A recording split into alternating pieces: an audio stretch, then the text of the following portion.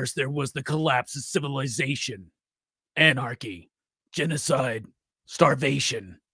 Then when it seemed like things couldn't get any worse, we got the plague, the living death, quickly closing its fist over the entire planet. Then we heard the rumors that the last scientists were working on a cure that could end the plague and restore the world. Restore it? Why? I like the death. I like the misery. I like this world! What is up, everybody? Welcome to Pop Culture Philosophers. In particular, welcome to PCP Movie Night. I am Rockin' Robbie Billups, and I'm super excited because I noticed that you picked up a theme for 2023 PCP Movie Night. That theme is occasionally talking about some of the most important cinematic achievements of the 20th century. And tonight we're talking about 1989's Cannon Films classic, one of the last Cannon films, if not the last one, Jean-Claude Van Damme in Cyborg, y'all. Cyborg. And we can only do this with a fantastic panel of assorted guests, misfits, and conundrums, and whatever you want to call us. First of all, let's bring in Manny. What is up, my man? Dude, I was gonna come out just yelling randomly or staring at you and flexing, but nobody wanted to see that. So I'm just gonna pop out and say, Station, thank you for having me. This is gonna be a good conversation. It's going to be a great conversation. And yes, by the end of this conversation, all of us are just going to be grunting at each other. It's just like the whole last battle, just rah, rah, rah. This movie's going to be so awesome to get into. We also got joining us via satellite. We got Mike 06. What is up, my man? Jesus. All right. Damn, I didn't think you were going to throw to me already. I was just trying to make a 3-point turn. It's like, oh, shit. So, but yeah, this movie is god awful. Like it is. We're not there bad. yet. We're not there yet, Mike. I know, but it was like, hey. All right. We also got joining us tonight, Brooks. What is up, my man? What's up? First time watching Cyborg for you. Indeed. Van Damme was a guy, surprisingly, I didn't see many of his movies when I was younger, but nowadays, all of his movies I measure up to Bloodsport, so I might be a little harsher on this movie. Well, I mean, Bloodsport is a damn Bloodsport's classic. a 5, dude. Yeah, Bloodsport's a fucking 5. You know what I'm saying? Like, we know that. Now, Yeah. I know that in another reality somewhere, in a multiverse of infinite realities, there's a reality where Brooks became a Van Damme fan very early on, and that dude is jacked. He's a goddamn Kumite champion. And Does the splits. Yeah, and you're a spokesperson for Double Mint Gum. Speaking of Double Mint Gum, Fable absolutely loves it. What is up, Fable? How you doing? Hey, shit. Double your pleasure, my man. You know what I'm saying? Kumite. Yeah, no shit. Okay, let's just fuck Cyborg. Let's just talk about Bloodsport tonight. No. Thank you for being here, Fable, because I threw it out into the PCP backlog, back chat, whatever the fuck we call that shit. The PCP Army Bad Batch, that's what we call it. I know what we call it. I'm just being silly. Anyway, so I put out, hey man, we got room on Cyborg, and then Fable's like, bruh, I'm there. And I'm like, whoa, I thought I'd have to like twist people's arms to talk about this. So we're talking about 1989's Cyborg classic martial arts cyberpunk film directed by Albert Pyun. And of course stars Jean-Claude Van Damme, who was just coming off of major success with movies like Bloodsport, right? Cannon Films had the rights and the license to make a Spider-Man film, and they had Masters of the Universe. They did Masters of the Universe. When we were covering Masters of the Universe for PCP Movie Night, like 2 or 3 years ago, I found out that some of the ideas, costumes, and production design for the sequel to Masters of the Universe wound up in this movie, Cyborg, right? Like, and you can kind of see some of the similarities. It was supposed to involve Trapjaw, and that's why they're pirates. And the main dude, the villain, Fender, is wearing like what started out as what Skeletor was supposed to be wearing in that movie, right? So a lot of those ideas came in. Kanan just kind of threw this out there, and it became kind of a moderate success on VHS rentals. And that's probably where most of us first saw this movie. I watched this movie when I was a kid almost religiously. I fucking loved this movie. I found it to be incredibly badass and very scary. Now, I don't have that same feeling today as an adult rewatching the film. However, I had a lot of fun revisiting this one. I had so much fun. It is a terrible movie. It is not good. But man, is it fucking awesome, right? And it's got some legit fantastic shots in this movie. It's got some of the most nuanced performing from Jean-Claude Van Damme. It's got him doing splits. He's got that weird knife fetish thing. It's so badass. And the villain in this movie, Fender, is so goddamned iconic to me and scary. And man, I don't know, rewatching it, I had so much fun with this. I love the score. I love the ridiculousness of it. I love everything about this movie. I think Cyborg is fucking awesome. What about you, Manny? You picked this one out of the lineup. What do you think about Cyborg? Oh shit! I thought we were doing Universal Soldier. I was all sorts of disappointed. No, Cyborg is a Jean-Claude Van Damme film that I watched as a kid, but it was one that it gets lost in the sea of things. Like I'm waiting. I rewound the end of this like 6 times to wait for that line where the girl goes, "How are we going to get you through airport security?" And he's like, "Piece by piece." That's not even this movie, but I kept rewinding it trying to find it because they all blur together. This is like you said, not a good movie. It has a very well shot beach sequence, and that's like the pinnacle of how this film is and will be. And you know what? It's gigantic moronic splendor. Let's put it that way. It's not a film you hate watching at by the end, not by any means. So you know, it is what it is. It is what it is. Very profound. I really like that nuanced approach to what you were saying there. Mike, are you there? Yes. What did you think about this movie overall? You've already kind of spoiled the gun and jumped the shark. Not you buried the lead. Is that how it goes? Anyway, you don't like this one. You think it's terrible. Man, I remember like when I was a kid and everybody's like, Cyborg's this awesome movie. You got to watch it. You got to watch it. And like finally, like I finally got around to watching it. And I was like, man, this movie's so badass because I'm like 10, 11 years old, maybe 12. And it's just like, oh, it's just so cool. And then and that's why I was like, man, I loved that movie when I was a kid, like Flash Gordon. Let me jump on this one and do Cyborg. And man, what a big just crap fest this thing is. Like, I do not like anything about this movie at all. So I'm the stick in the mud today, guys. So all right, music, I didn't like the I didn't like the music. I didn't like the characters' names. Like the action was about the best thing that there was on there. I mean, I couldn't I almost turned it off. So we can go on record and say Mike 06 does not like guitars, guys. Make sure you put that down when you know he's hating every minute looking at those disgusting guitars. Okay. Be right back. All right, Brooks, what did you think about this one? This was your first time watching it, man. I'm curious. Yeah, it sucks. It's like a discount Mad Max, but it does have its moments, though. This movie does have its moments, but the stupidity is over 9,000. It's over 9,000. But it's fun. It's fun. It's got some good fight scenes. Like I think like the climax has like dudes screaming "ah" is like the climax of this movie as the lasers were to the Flash Gordon movie. It's like there's so many. It's like crazy. But it's like it is very much in the reminiscent of the kind of dumb action movie we expected back in the day. And the title of it is so ridiculous because there's only one cyborg in the movie, and she's like a background character basically.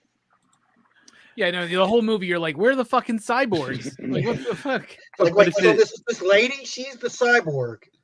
It was supposed to be called Slingers, and that's like even worse because that only gets That's named. what I would have loved as a kid is like this weird like open-ended lore of this world, this post-apocalyptic world.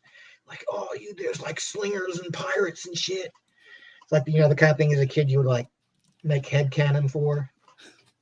But Mad Max is like the Mad Max world is actually a little more interesting. I think it has it kind of throws little sci-fi elements in there, which is pretty interesting. But overall, it's very dumb. and it's just kind of like it feels like an excuse just to do a lot of cool action scenes. Yeah, in slow motion. I think Zack Snyder loves this film. Yeah, Waterworld was a better movie. Oh, get the fuck out of here. You're ridiculous. Fable, you jumped on the chance for this one, bruh. What do you think about Cyborg? Well, this is definitely one of the movies that I saw as a kid a lot. It's definitely one of those, this is one of those direct-to-video kind of movies. We kind of knew we were getting some low-budget movie, but it was kind of capitalizing off of the popularity of Terminator and the action star. They're trying to introduce Jean-Claude, make him a thing. I loved it as a kid. I thought it was super badass. I loved action movies at that time, 80s action movies, some of the biggest giant moronic splendors of all time. So definitely filled that for me as a kid. Like you said, the villain used to scare the shit out of me as a kid. Something about those eyes. The guy was super imposing, he spoke real deeply. That got me. It had sci-fi elements, so I loved that. When I saw the cyborg, that was one of the parts I used to rewind, because one of the best effect shots in this movie, one of the only effect shots really, is when she takes off the wig and it shows her face and stuff. And I used to be fascinated by that. I used to be like, wow, that looks so good. But of course, on this rewatch, you notice how low budget it is. And let's face it, this movie has been outdone in every way as far as story, action, stuff like that. But it still holds a spot in my heart nostalgically. I still like it. I still enjoyed this watch, like Robbie said. And one of the things that I noticed is they were able to film a cohesive, coherent movie with must have been the most shoestring budget ever, because my God, when they get to Atlanta, is like a hallway in this movie. And they managed to make it happen. So I gotta applaud them for that on this rewatch. So that's what I was really fascinated by. Yeah, the reported budget for this is less than $500,000. Yeah, and I totally buy that. I totally buy that, 100%, right? But even though this movie has a low budget, and it's built around Jean-Claude Van Damme, it's got some performances in there that are worth mentioning. I don't want anybody to steal mine, so I'm going to go Vincent Klein as Fender. I mean, bruh, the eyes, the look, he's imposing. He's so scary. And at the same time, he's kind of hot. It's so weird. He's got them shades, he's got that chainmail that he's fucking wearing. He's ridiculous. That whole shit with you think we're going to swim to Atlanta? It's just, he says the dumbest shit. And he's like, I want to own it. He sounds like that dumbass in high school that you just kept around because he could kick anybody's ass. But he's just like, I want to own it. And then it's almost like you want to be like, bro, you can't own it. Not even me. I'd be a god. Now, there is a director's cut, right, of this film. And I don't even know if it's on my Screen Factory release. I got to look into it. But apparently this dude's supposed to be actually in the original script. He's a worshiper of Satan. And he's trying to become Satan, and the people that follow him worship him as Satan. It has this whole biblical thing. And I think Canon Films was like, bruh, what the fuck you think you're trying to make here, right? But the dude gives it his all. He's threatening, he's menacing, and he makes the role. What about you, Manny? What's a performance you want to highlight? That was gonna be mine. Because gosh, man, those Maori New Zealander guys are Taika Waititi too. He even with a little bit of the LBs, cute as hell. But I'm gonna go. You know what? I'm gonna go with Deborah Richter as Natti. The emotional heart of the movie. She has to carry quite a bit because you can't understand the other actors, so she has to do all of the heavy lifting with the dialogue, and she's given nothing. I mean, literally, Jean-Claude, is it a bottle? He throws something at her underhand, knocks her ass out, and then she follows him around for no reason. She has no reason to believe he's going to be a good guy, and yet especially when repeatedly she's like, "You're gonna help me, right?" And he's like, "No." Yeah, not my fight, not my fight.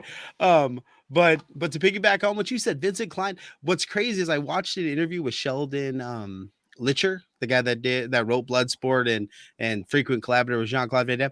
That guy's voice is not his voice. he said that his voice is very high pitched and effeminate, so he hired a different voice actor to redub all those lines. So when people talk about like the wooden stiltedness of that performance, just know they paid a guy to do that after the fact. So I really want to know what he sounds like actually delivering those. I know. I want to see that. I would like. I like the misery. I like the death. Oh my gosh, I love it. It's like I hope it sounds like just like an acoustic Paramore album. Just like I really like the misery. Like that's what I hope. I hope is what we got. It sounds like the Undertaker in Suburban Commando. Right? Yeah. Finally talks. So I'm going Natti because she's the emotional heart of this film. That's a good pick. She is the emotional heart. She even shows where her heart is at that one point where she tears her left breast to him, and then he's just like, "Cover yourself up. This is a sad movie." Mike, are you there? Yeah, I'm here. What's a performance you want to highlight, if any? Let's see. I can't remember the dude's name, but he fought him in the swamp, in the water area. It's the stunt coordinator. I forgot his name. He kind of looks like Rufio, I guess. I thought he did a really good job of acting and fighting, and he had a few dialogues. He's one of them that crap. Mike, I cannot remember. okay? You sound out of breath, man. Yeah, because I had to walk up a fucking mountain. I had to walk up a mountain, duh. Well, I mean, it's a large hill I had to walk up. So yeah, I'm a little bit out of breath. So I was not expecting. You need to get some that. tips from that Rufio look-alike. Well, I mean, he was in shape and I am not. So. All right, well, that's a good performance to highlight, Mike. But yeah, it's like there's no like. I mean, outside of Jean-Claude Van Damme, Fender, and everybody else is kind of like they're all like just hi, I'm here, I'm fighting. Oh, I fall, I die.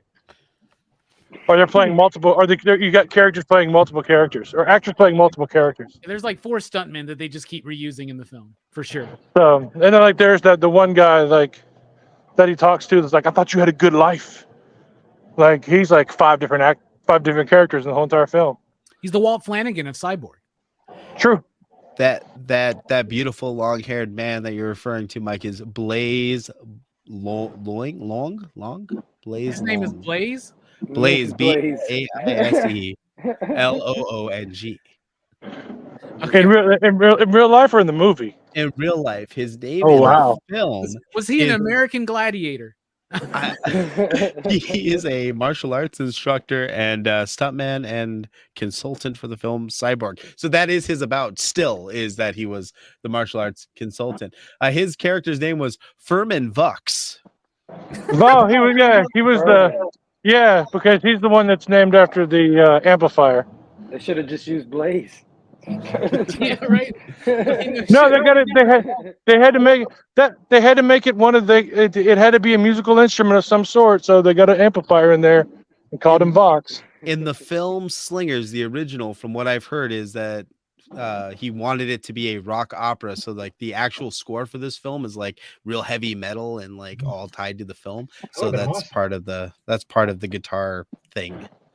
Yeah, and that's the part of in the director's cut that's available, which it's not the cleanest looking thing because I've seen clips of it. I need to go grab my Blu-ray and see if it's on there. I bet it's on there. Screen Factory does that shit. So I think I know one of the Blu-rays intercuts the two, so you can see what the difference is while you're watching the film.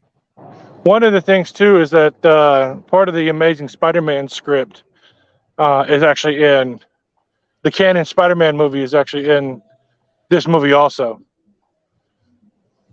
Yes, I mentioned that at the very beginning. I couldn't. I wasn't paying attention or listening or trying to drive.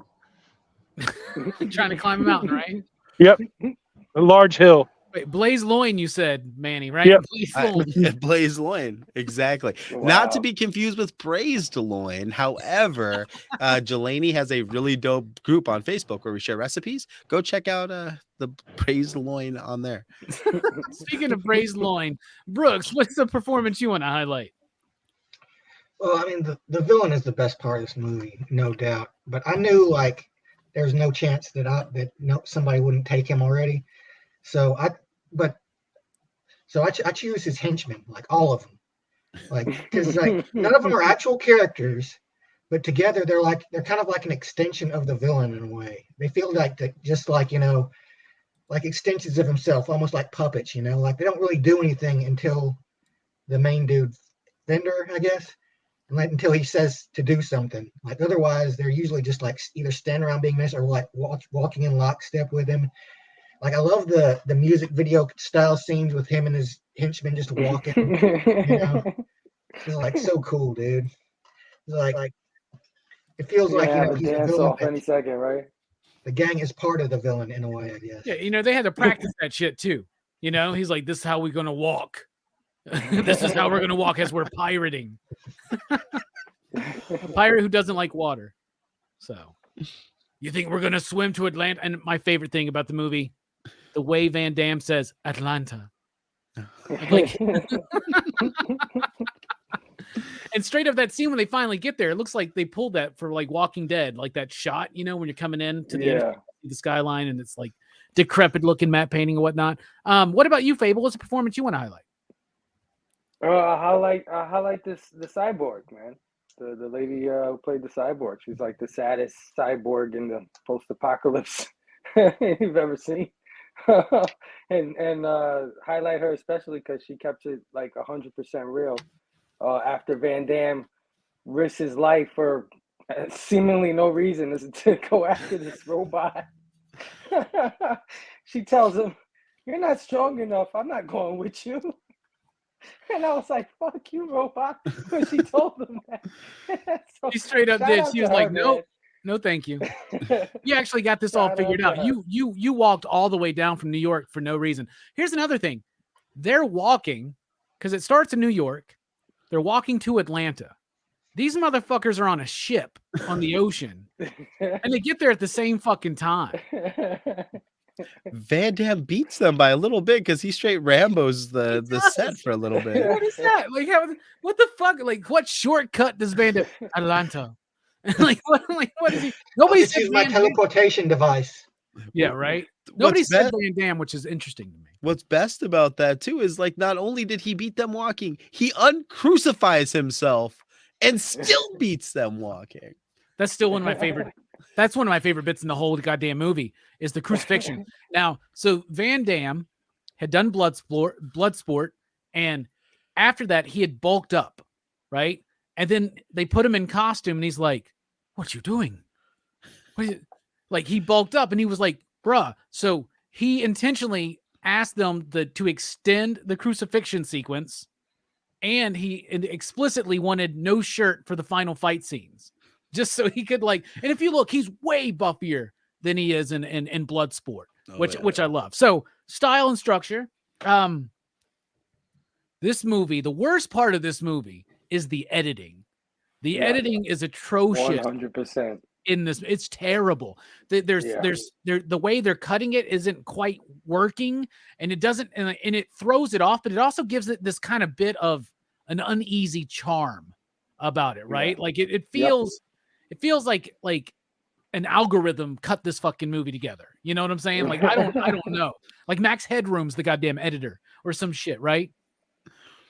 But I do love the style. Like I actually think it looks good, especially in the new transfer. If you watch on Amazon Prime or if you watch the Blu-ray, that's the transfer you're seeing. It's gorgeous. It looks amazing.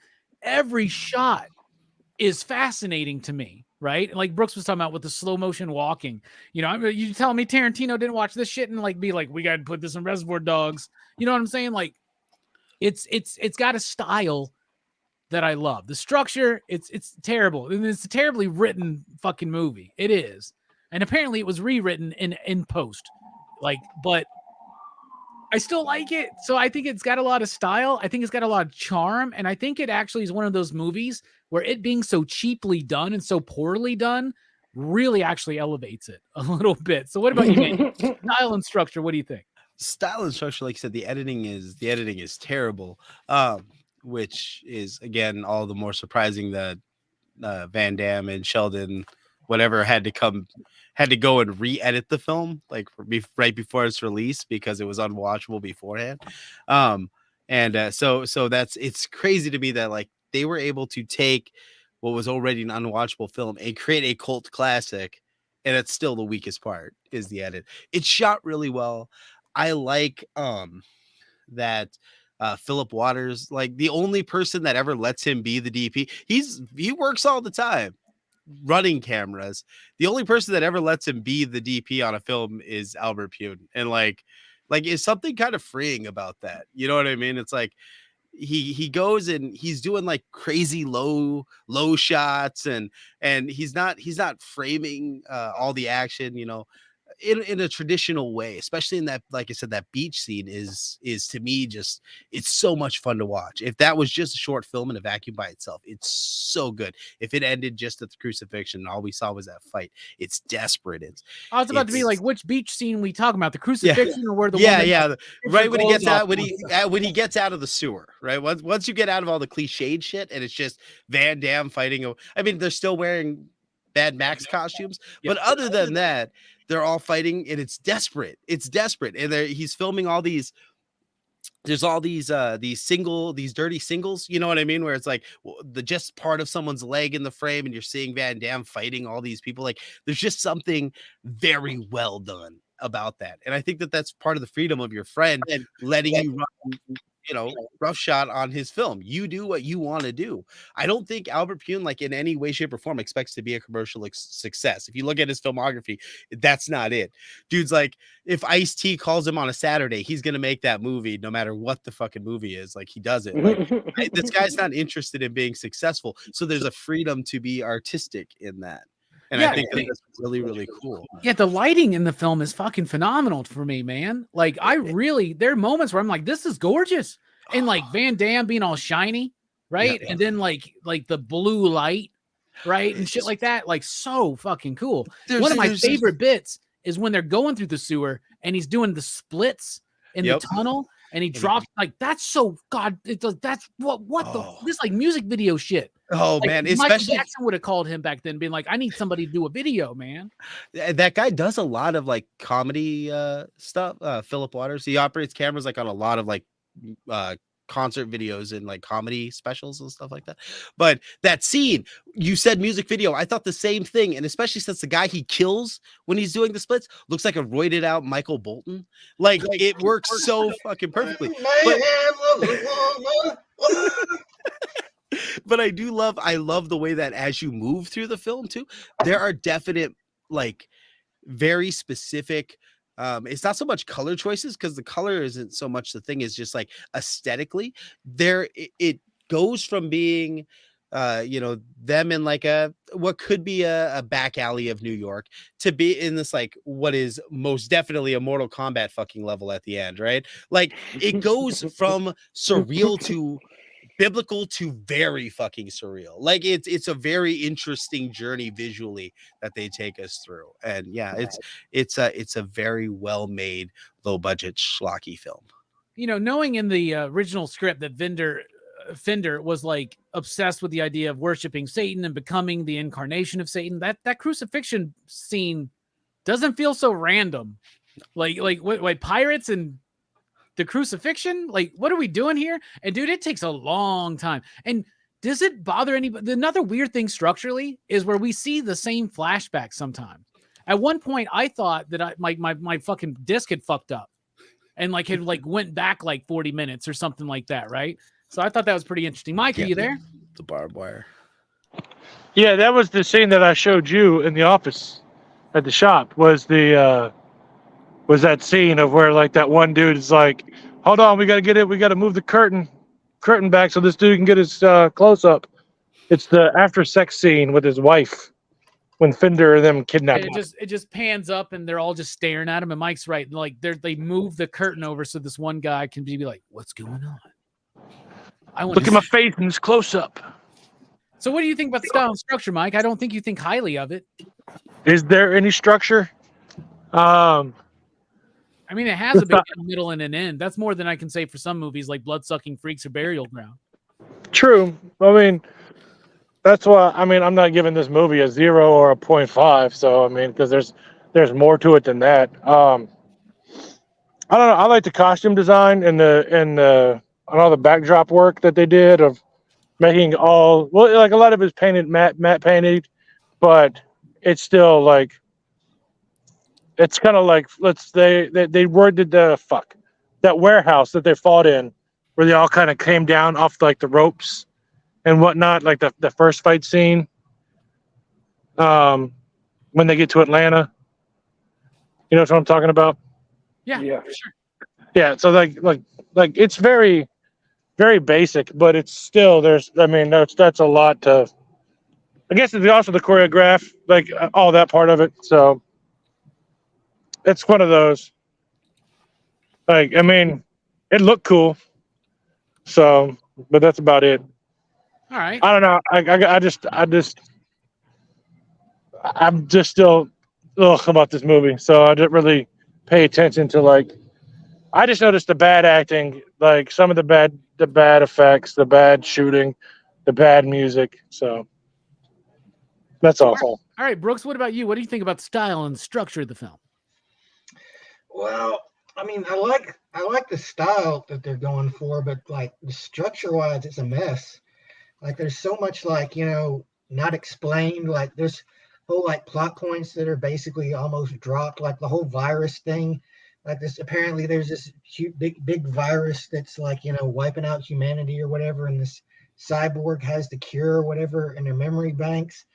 But like that story gets like pushed back so much by the Jean-Claude revenge story that like you almost forget about it until like the very end. It's like, oh yeah, there was this virus thing, because you only see like one person suffering from the virus throughout the movie, and it's just like so the girl can be like to Jean-Claude, oh, see how bad it is, don't you want to be a good guy now? See, in the original script, she was trying to return electricity to the nation. Like the virus stuff wasn't even the plot, apparently, and in the director's cut, that's all. Yeah, it seems like just a weird forced thing that's in there, and like it's just never really addressed. And it's so weird because really all they need is just, oh, this dude killed Van Damme's lover. Yeah, there you go. That's all. That's it. That's all you need. I'll tell you what, though, that's twisted as fuck of the bad guy, though, when he gets the little girl to hold the barbed wire. Yeah. He's like, they'll live as long as you can hold them. It's up to you, little girl. That's fucked up, man. That reminds me of a scene from a Western where a guy has this kid hold his big brother on his shoulders while he's got a noose around his neck. Oh, I think was it Once Upon a Time in the West? Oh, I don't know. We'll be doing that one soon, won't we? Yeah, I guess we'll find out. Spoilers. All right, Fable. What about you? Style and structure. Does this movie have it? I think structurally it is bad. I think we already talked about the editing being a little wonky, a little bit of slow motion where it's unnecessary, a couple shots that didn't need to be there. And there's one shot where they zoom in on this naked chick sitting on a chair for like a good 5 seconds. They're just zooming in on this, and it's really dark, and it's just like no reason to even be there. I can't even see the shit, so why are we doing this? Yeah, no, it's just a couple shots like that. But style, I think there is some style to it. I definitely like the design of the villain with the dirty sunglasses, the rotten teeth, the chainmail. I like his goons, like Mike said earlier. So yeah, I think for the most part, like I said earlier, I'm really impressed by the locations and the sets that they managed to get into this movie to fill out that post-apocalyptic feel. I think they achieved that for the most part. Like that fight in that abandoned place. I mean, that place they didn't build that. They found that somewhere, and they made it a set. So I applaud them for the budget they had to get across that feeling that they're in a messed up post-apocalyptic world, And let's not forget that it's so used already. It's so overdone post-apocalyptic stuff back then, and they were just figuring stuff out. So I applaud them for that, and I was fascinated with that, especially for the style. Yeah, absolutely. So the music was done by Kevin Bassenson, and hasn't really done a lot of work. I think he works on other things and as far as music and film, but not necessarily composing. Now there is a different score, as Manny was talking about, something a little bit more rock driven that is prevalent and utilized in the director's cut, but I haven't seen that. But I almost don't want to. Now, Oliver Harper says that he prefers the director's cut score. I fucking love the score in this movie. It feels like this dude did it with a Casio, right? It's just one dude, a fucking like $100 Casio in 1989, cranking this shit out. But I love it. Like the strings have this like, it has this like kind of whimsy to it, but then it has that, it's got that dark tone, and a lot of it is just tones. It makes me think of Forgetting Sarah Marshall, where the dude's like, what's his name? Jason something. Anyway, the main character in Forgetting Sarah Marshall, where he's like a composer, and she's like, oh, you compose music? He's, no, I make tones, right? You get a lot of that, but it's awesome. It's like what's the most crazy Casio setting right now? Let's just go, whoa. But it works for me, man. I love the fucking music in this movie so goddamn much. What about you, Manny? What do you think about the film's music? It's my commitment in 2023 to be more cognizant of the music when we do PCP movie night. That said, I didn't pay any attention to it. It's a lot of synth stuff. It sounds like a Cyborg movie in a movie that's completely absent of cyborgs for the most part. Hey, so the movie's not called Cyborgs. It's called Cyborg. Dude,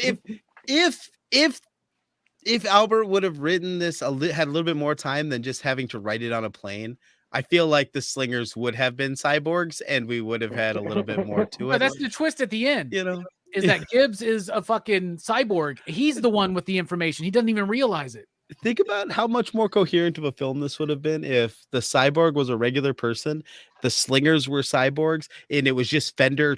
Whoever gets her there gets the freaking fee for bringing her to Atlanta, right? So it's kind of like Space Bastards, but like with fucking cyborgs. You know what I mean? Like they're just trying to get her to Atlanta, and they're killing each other on the way. Like Luke Meister's right there. Luke Meister. The music is like a bad version of the original Doom music. It does. Yes. That's why I like it. Absolutely. Yeah. So that said, it's a very, very well done, quickly done synth score for a very well shot schlocky movie. What about you, Mike? Are you there? Yeah, I'm here. The music to me, I thought was just a little too loud. Like, I'm all down for some synth, but like it just overpowered it was just like way over dramatic. Like it's not that intense, and like the music's like, like fuck this. It sucks. So but yeah. So that's the music. It's just too loud to me. It's overdone. This music's too goddamn loud for me. All right, we're all getting older, aren't we? I love Mike. Just everything. He doesn't want to say it, but then he eventually just relents and just goes, "Yeah, it sucks. It sucks. Don't like it." Brooks, did you notice the music in this film? Yeah, it's all right. I mean, it's very standard fare for a movie of this type, and this time, I think it's pretty good. Not great, but not terrible. It's good enough. It's serviceable. Yeah. Yeah. Okay. Apparently, I'm the only one that really fucking digs it, or Dude, maybe not. This is what this dude looks like that composed this. Does that look like? Looks like Bob Ross's the dude twin brother? Oh my goodness! I'm adding a couple more points to my score for that glorious. No shit, that's changed my mind. This music is awesome. Awesome. What about you, Fable? What do you think about the music? Yeah, I gotta agree with Manny and Brooks. I think it's very generic. I think it's definitely got that Casio video game sound to it. I think it's definitely trying to capture whatever Terminator was trying to do at that time with its score. Trying to emulate it as quickly and as cheaply as possible. So it fits for the movie. I think, like Manny said, it's a perfectly serviceable score for a perfectly schlock movie. I gotta agree with that. All right, now we're gonna dive in. Cyborg, starring Jean-Claude Van Damme. One of the most important films of 20th century cinema, along with Surf Ninjas. What do you think this movie is saying? What's the theme? What's it speaking to you, Manny? I think that this film is it's actually what it's about. It's about the idea of going from being this small independent film company like Canon was, and then having some success, and then trying to become so big that success, that desire, that addiction to success becomes a disease that eventually wipes out your entire fucking existence, right?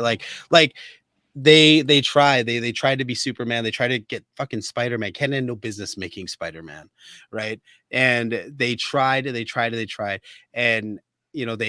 get Albert Pion to do those two films and then pull the rug out from under him because they're hemorrhaging money, because they didn't understand how to be content with their strengths and where they should be, right? So he sees that, and subconsciously that's what writes this world, a plague of success that has completely obliterated everything. And at the end of the day, what they want Skeletor, they want Masters of the Universe, but really what they should be looking at is the small films, the 5'10" Jean-Claude Van Dammes to come in, and they are the cure for this world. Like Pearl says at the end, like, if they would have stayed here, they could have made $500,000 movies that made $10 million, rather than trying to make something far more grandiose. At the end of the world, at the end of the day, doesn't matter. She shows up, the savior of fucking humanity. This cyborg shows up to Atlanta, goes and embraces her Jor-El, and it has no bearing on the film.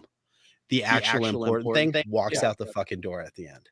So that's what this film is trying to say. Albert Pion is trying to give us a meta commentary on the idea of these independent film houses getting way too big for their britches until they destroy everything we love and become Blumhouse. Like that's what happens in this film. That is what happened at Canon. They could have easily been like Charles Band with Full Moon. Be content to like have okay, this is what we do. We make like Roger Corman, whole career, Empire Pictures, everything. All this stuff is all New World Pictures, Empire. It's all like, this is how you do it. You make these movies, and so many people got super rich making these shitty ass movies, right? Sex comedies, horror films, cheap sci-fi, like erotic films, erotic thrillers. Like these things were selling, especially at the when the VHS market was coming up, right? We were just talking about with X and Pearl about like one day we can all like enjoy all of the sleazy stuff in the comfort of our own home. And I looked it up. This is in fact the very last Canon film. So that's pretty freaking awesome. That this is, I mean, you're right on the money. I don't even think we should continue on. Mike, are you there? Yeah, I don't understand why y'all are talking so much about a film that's got absolutely no theme at all whatsoever, other than revenge. Like, y'all putting way too much thought into this. It's ridiculous. So, and of course, Marty McFly, he can't play because his band sucks. They got to practice and get better. Just because you're loud doesn't mean you're good. So. All right, Brooks, what do you think? What's this movie? Well, hold on. I wasn't done yet. Yeah, okay. I had to take a pause. So basically, I have to dip out and go to work. And I'm just going to go ahead and throw out if like this movie does have some love. It is fun. It's got its moments. It's something I won't revisit for probably another 20 years. But we got to watch the sequels, though. If we're going to do this, we got to do the sequels. And because 2 is apparently way better than 1. And 3 is what's his name from fucking Gremlins. Oh, really? Yeah. Yep. Man, this sucks. I'm like, there's a truck going through gravel and an airplane going overhead. Like, Jesus, where was this like 5 minutes ago when it was all quiet? Seems like a But busy anyway, mountain. Seems like a busy mountain, man. yeah, well, I got to go in and do some work, and I'll post it up on Instagram tomorrow. But What do you rate it then?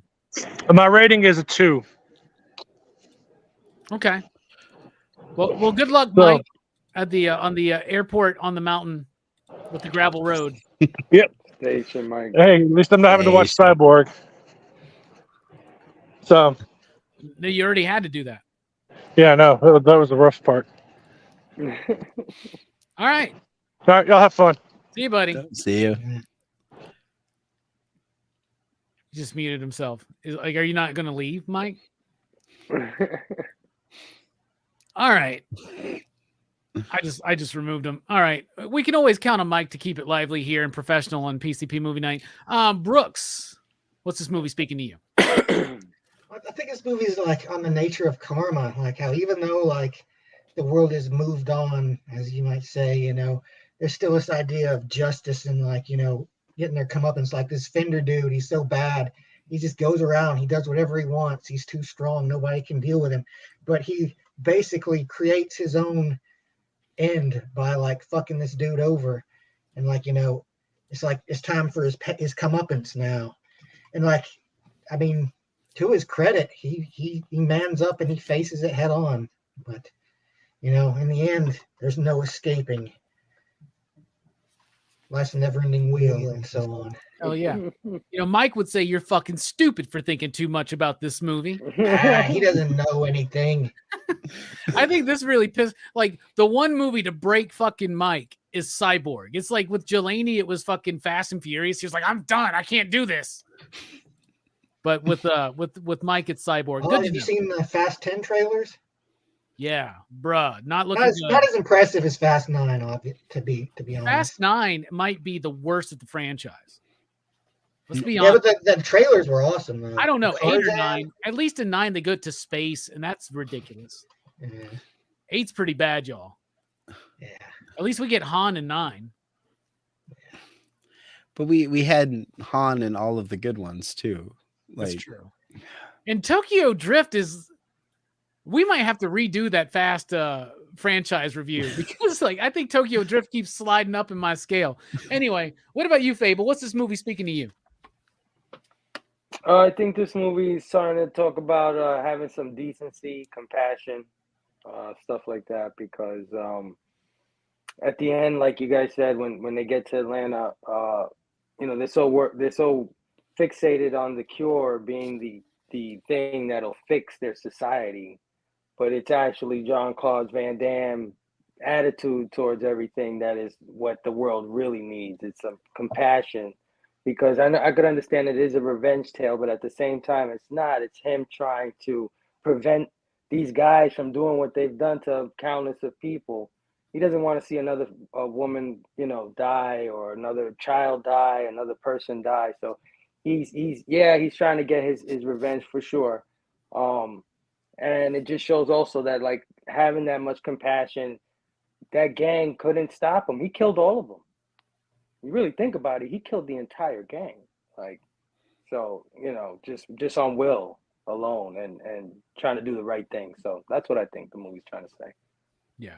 I think the movie's trying to say that if Jesus was a little bit more jacked, he could have gotten off that cross. Right? Like, that's not everybody's saying the right points here. And I really want to, I mean, it's, first of all, Manny, you should have gone last with how it's like a reference to like canon films themselves. I think that's fucking awesome. But you guys are right. Like, and you know, I get what Mike is saying about the revenge tale, but it does go beyond that, Fable. It does, because this is a path of vengeance for him. That changes throughout this movie because of his experiences. And even though what's her name, who gets nobody else gets character development, so it doesn't really come across as well. But he is, by the end of this, he learned something.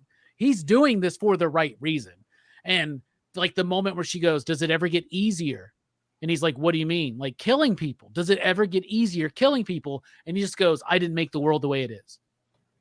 Right? But then he realizes by the end of the movie, we may not have made the world the way it is, which is shitty in a lot of ways, but we can do everything we can to make it better. We can fight for the idea that we can make it better, right? We can do that. We can sacrifice and actually try to make the world a better place. And that's what's going on here. Now, y'all know that I'm a big fan of the philosophy of Stoicism, right?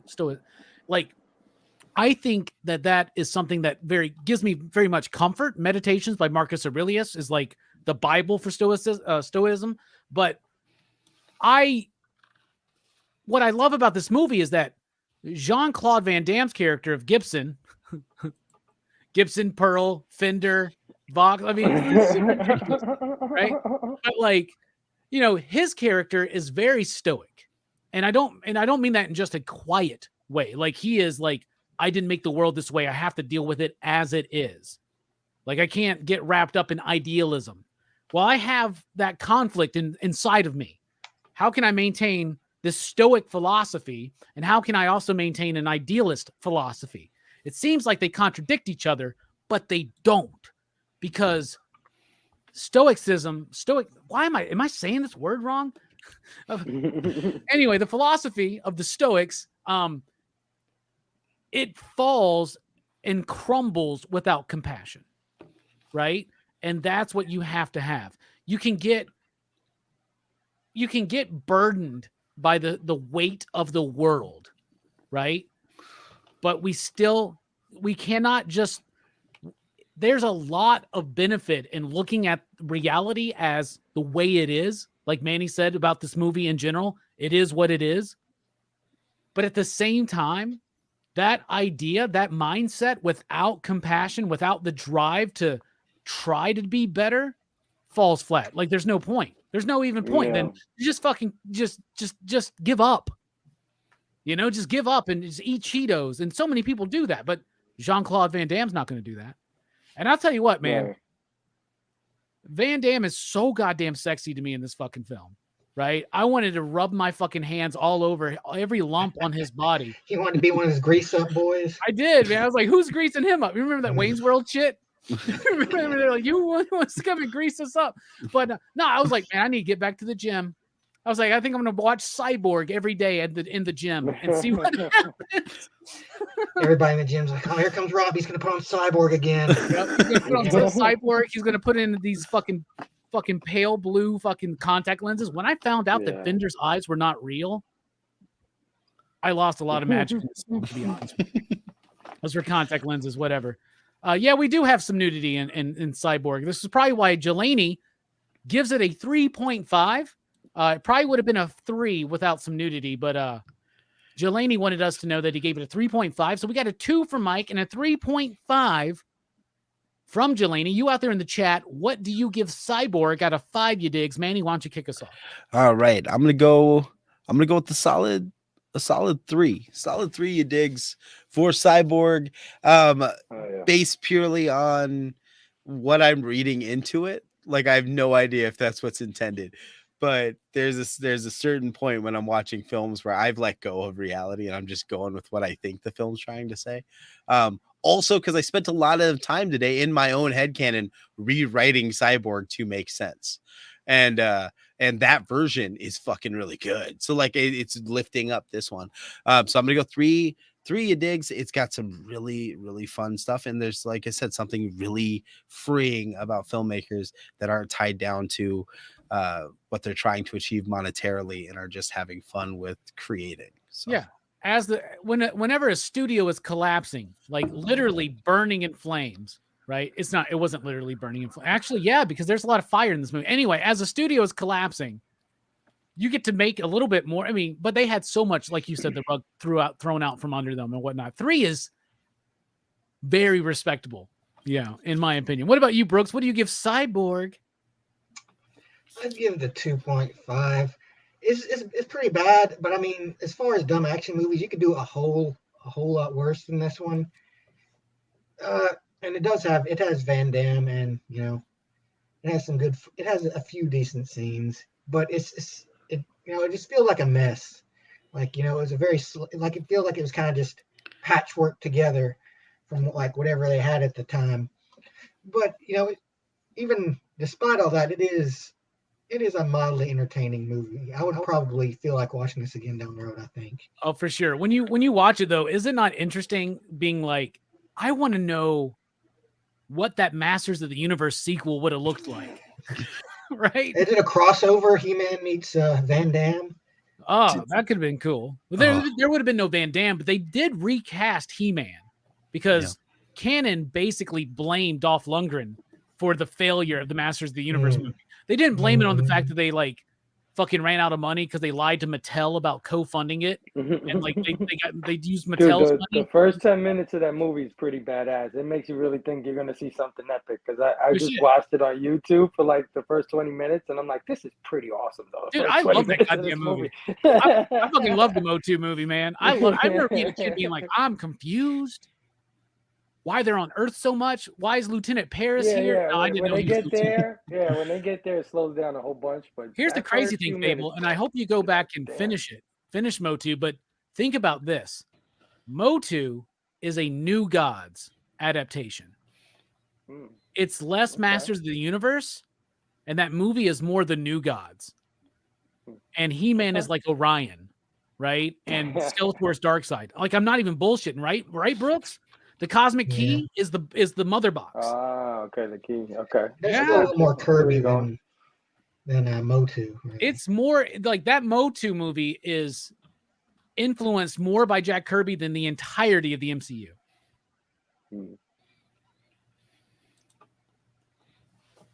Anyway, Fable, what did you think about I'm gonna give it a solid 3 as well. It's a 2.5 to be honest with you. As a film, it's pretty mid. It's like everything that it does has been outdone in every single way. You've seen a better version of this movie in every way possible, but there's a lot of nostalgia to it for me personally. And like you said, Van Damme is in it. If you're interested in seeing his filmography, I think this one's an important one to check out if you're into Van Damme, and also an important film to the home video era of stuff. You know what I mean? I think Cyborg is a big staple in that community, the VHS community. So yeah, man, I'm gonna say 3 because like Luke Meister said it in the chat, man, it's bad, but I like it. So yeah, that's how I'm gonna take it too. It's bad, but I like it. Like we over at DHS Fable here lately, we've been doing some bad movies. Right? Yeah, it's way better than those. They're bad movies that we don't like, and so it's nice to see a bad movie that we like, right? Yeah, it's way better. It's way more coherent, way more well put together. It does have a beginning, middle, and then some of those movies we've been watching. Well, yeah, man. No shit. 3. And Luke, Fender's chainmail does look like something from He-Man because it was actually the beginnings of what Skeletor's costume was supposed to be in the Motu sequel. So. Yeah, lots of interesting crossover. For me, I agree with Fable here. 3. I give it 3. You digs. Fable and Manny, I agree with. It's not good. It really does deserve like a 2.5, I think. I think Brooks, you're right there on the money with it. But man, I love this fucking movie. It's so stupid. Yeah. That opening goddamn monologue alone. Yeah. I like the misery. I like that. Yeah, like it's so freaking great. It's like, I want to own it. God, like it's so fucking ridiculous. The fights, the whole like, did they run out of script? And they're like, we have no dialogue for the final battle. What? Just grunt at each other, man. It's like so fucking badass. Like, I love it. I don't know, man. And I love the fake ending too, where he comes back and they have a whole other fucking battle again. Right? I love it, dude. Because they're like, wait, how long is this movie? All right, put half of it in slow motion. Now, how long is it? All right, we got to add 5 minutes. All right, let's do that. Okay, that's what they're doing. But they had to have Van Damme kicking ass for real. Like that was the no, screw that. I've been getting my ass kicked this entire movie. I'm gonna whoop you out in this room here, get you on a hook or something. Dude, Van Damme was vicious on this one. He blinded one of the stuntmen. Took his eye out with a sword. Like for real? In real Yeah, life? he got sued for it. Like, Oh, that's right. I heard that in Oliver What? Harper's video or whatever today. yeah, yeah. Dude, he literally Wow. took his eye out. Yep. He was like he was like Steven Seagal. He's one of those ones that is shitty at pulling punches, so he tries to act like it's part of the performance. You know? Yeah, and he hit him with the sword, took his eye out. Oh my God. We got a new goal here at PCP.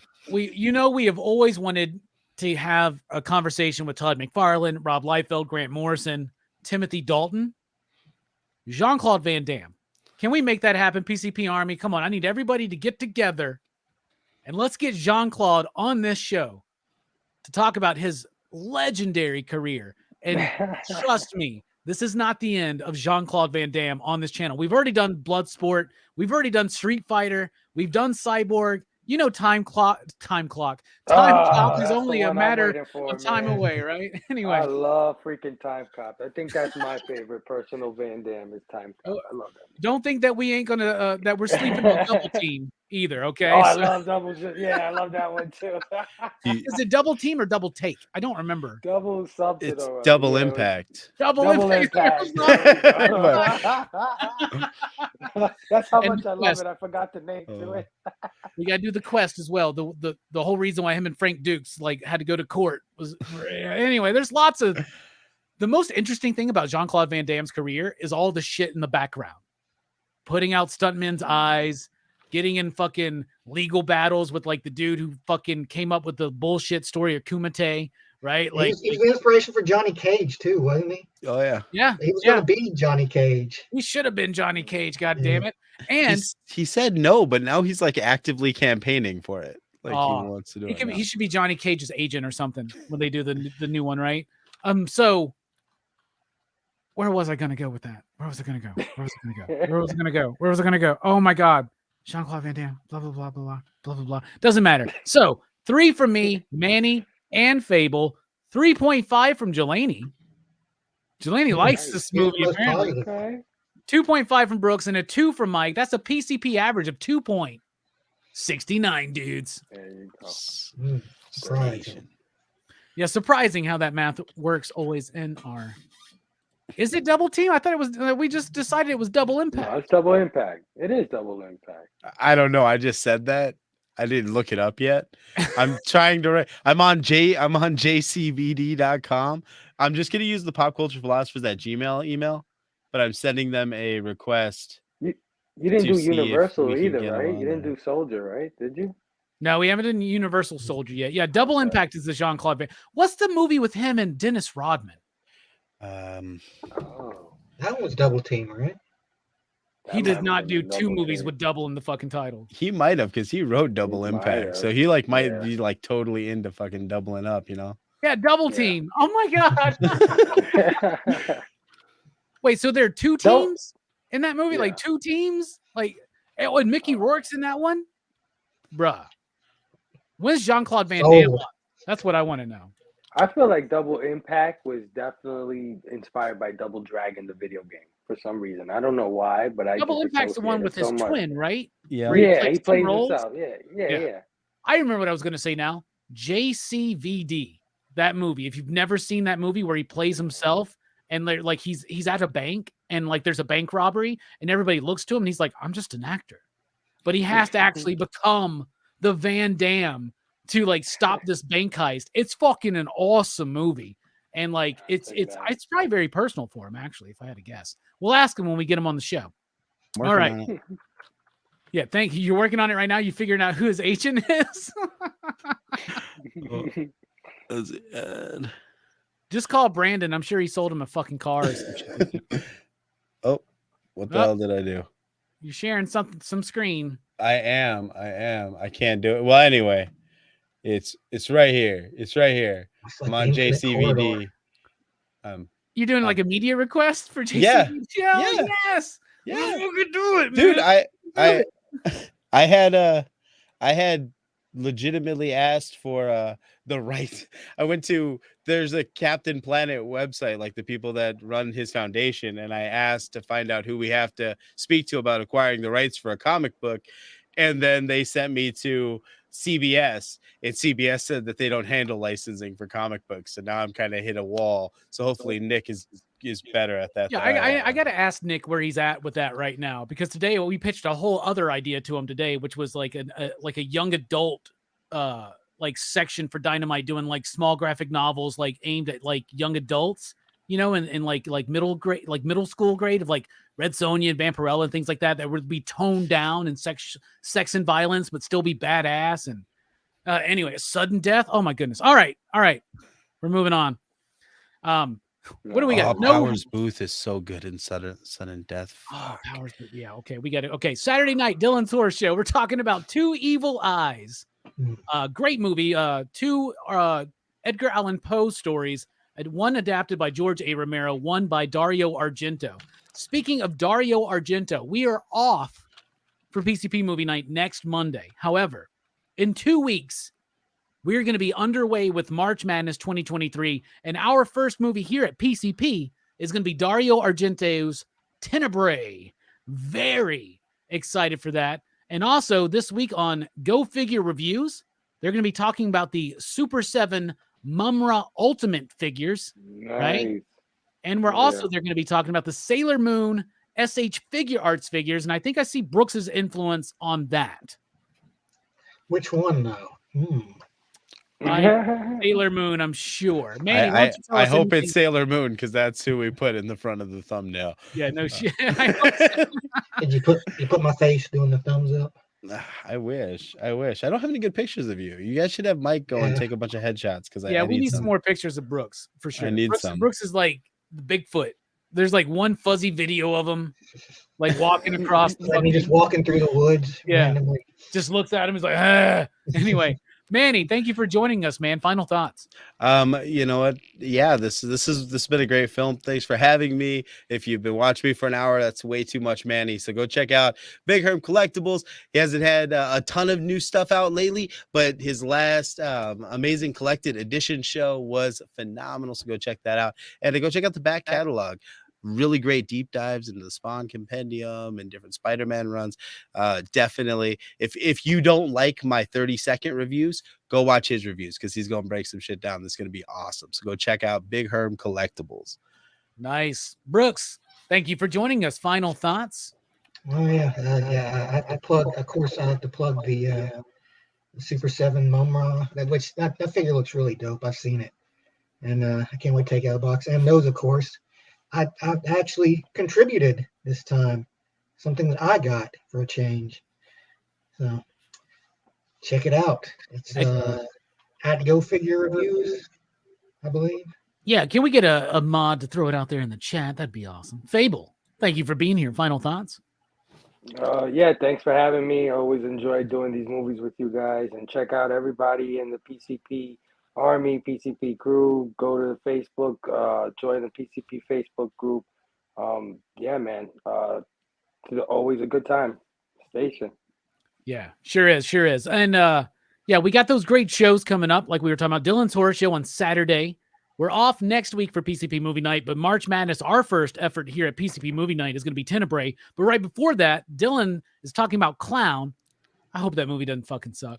Anyway, we'll be talking about Tenebrae. Lots of good stuff. And also, Thursday night, 7 p.m. Central Time. What are the best comics of February? Well, I guarantee you they all come out this week on Wednesday. So Brian told me he took half a Thursday off so he could be ready for Thursday night, because we're going to have a great show. Manny, you going to be there? I am going to be there. I am Manny's so excited. going to be there. Greg's going to be there. Brian's going to be there. And Nick from Comic Culture is going to be there, breaking down the best comics of February. And let's be honest, February sucked for comics, but it's all this week, y'all. Think about this. We have never had such an epic battle for pick of the week as we have this week, because we have 20th Century Men, Junkyard Joe, and Ice Cream Man all in the same week. My head's going to explode trying to choose between those three, probably. You know what I'm saying? Mm-hmm. And when I was flipping through Junkyard Joe, bro, I should not have flipped through that book. Like, I should not have just flipped through it like casually on my stream last night. Like, it fucked me up. Anyway, we're dipping out. Thank you so much for joining the show. And my real final thoughts are, why? I like the death. I like the misery. I like this world.